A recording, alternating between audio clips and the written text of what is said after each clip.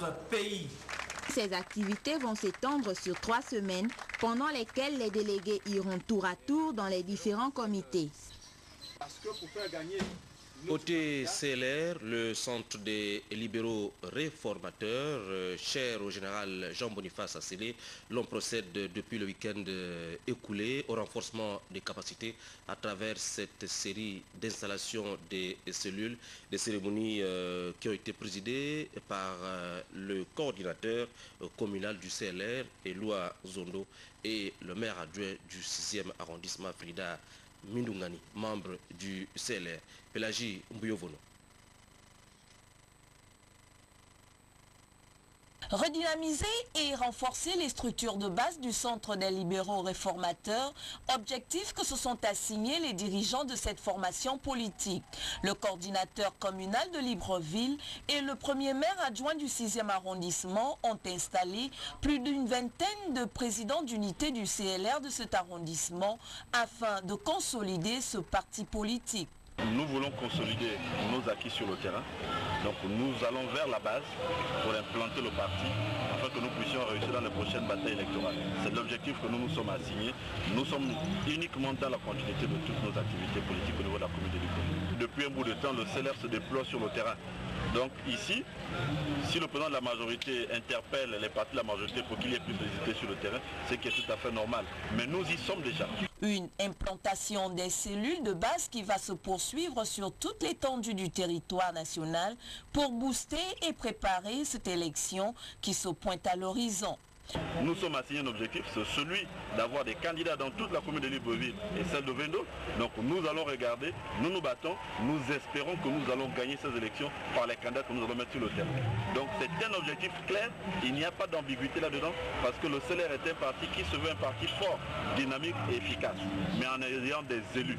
Parce que notre objectif aujourd'hui c'est d'avoir un groupe parlementaire à l'Assemblée nationale et nous devons commencer par Libreville où il y a plus de 6 postes de députés. Pourquoi ne pas ravir les 6 postes si c'est possible? Reste maintenant à ces nouveaux soldats du CLR de ratisser large en vue de permettre à ce parti politique d'occuper une place de choix dans la sphère politique de notre pays. Politique internationale, je vous l'ai dit au sommaire, au Nigeria, victoire annoncée de John Goodluck à la présidentielle de samedi dernier a provoqué des violences dans quelques villes de ce géant du continent. Une victoire en fait sans réelle surprise, contestée par les partisans du général Mamadou Bouheri, le challenger de John Goodluck. Le point avec nos confrères de la presse internationale. Il fait la une de toute la presse ce matin au Nigeria. Goodluck vainqueur, Goodluck décroche le gros lot. La victoire de l'homme au chapeau noir ne fait plus de doute. Goodluck Jonathan, qui a pris les rênes du Nigeria après la mort du président Yar'Adua, a été confirmé par les urnes, élu pour 4 ans, président du pays. On met l'ONG hors vert. C'est celui que toute la population a choisi. Après tu sautes l'accident, tu mets Il est le meilleur PNG, président au Nigeria. Chaque citoyen ne parle que de lui. Tous disent qu'il est la personne dont nous avons besoin. Jonathan, c'est le meilleur choix que nous puissions faire pour le Nigeria d'aujourd'hui.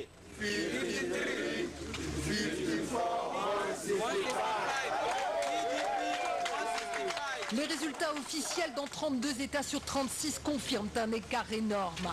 Goodluck Jonathan, un chrétien du Sud, obtient 21 millions de voix contre 9 millions pour son principal adversaire, Muhammadu Buhari, un musulman originaire du Nord. Dans le camp perdant, on dénonce des fraudes. On s'étonne des scores enregistrés par le vainqueur qui frise les 100% dans certains États du delta du Niger. Des soupçons qui ont déclenché des émeutes dans le nord du pays.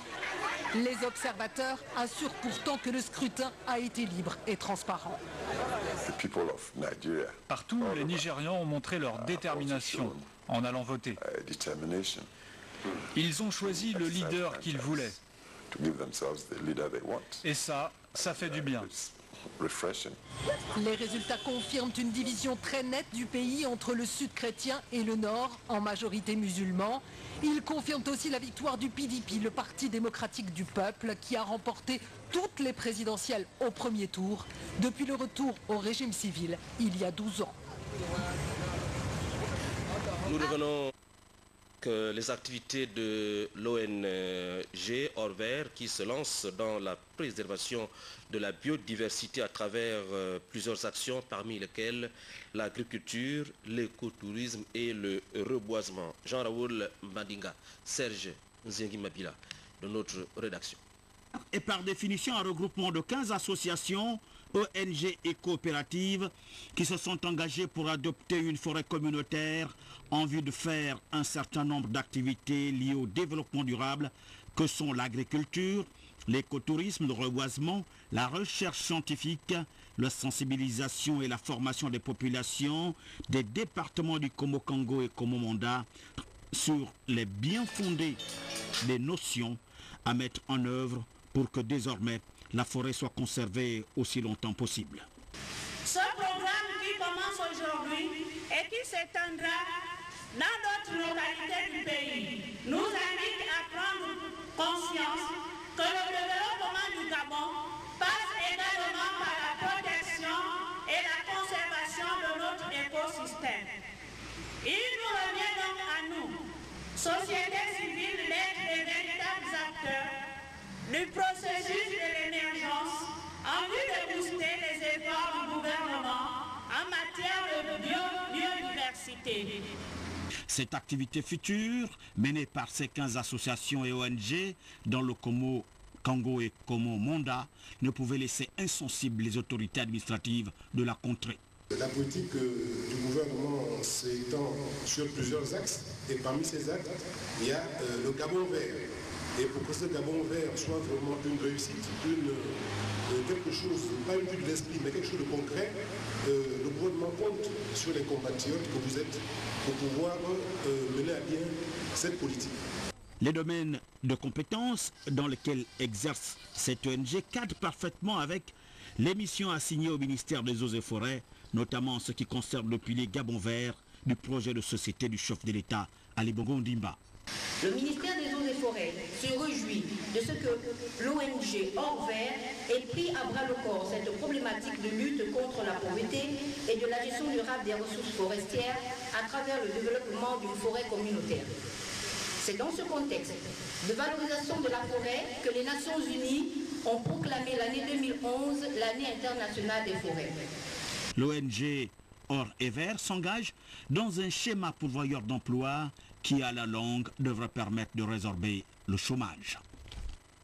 Ce communiqué pour la fin du journal, avant le communiqué final de la plénière du Conseil national de la communication, le président du Conseil de régulation des postes convie l'ensemble des opérateurs postaux ci-après à une réunion de concertation prévue demain 19 avril 2011 à 9h30. Il s'agit de AVS International Gabon, Courrier Saint-Georges, DHL International Gabon, Fret Service Logistique, Gabon Courrier Express, La Poste SA, Saga Gabon, C Saga Express, Silson International, Gabon UPS, la nationale. Cette rencontre se tiendra dans la salle de réunion du ministère de la Communication, de la Poste et de l'économie numérique, 6 au 3e étage. Compte tenu de l'importance des points inscrits à l'ordre du jour, la présence de tous est vivement souhaitée. Retenez dans votre agenda que le Paris mutuel urbain gabonais vient de faire encore 2 heureux gagnants. Nous y reviendrons au cours de nos prochaines éditions d'information. C'est la fin de ce journal réalisé par Paulin Siaki, réalisé par Philippe Ndon, coordonné par Paulin Siaki. Derrière le générique de fin de ce journal, le communiqué final de la plénière du Conseil national de la communication. Quant à moi, je vous retrouve demain 20h.